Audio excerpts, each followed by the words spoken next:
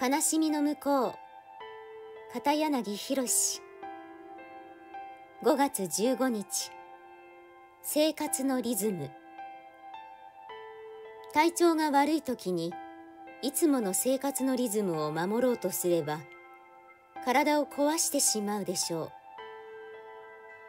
体調が悪い時には体調が悪い時用の生活のリズムに切り替えること。自分の限界を素直に認め、今の自分にできることで満足しましょう。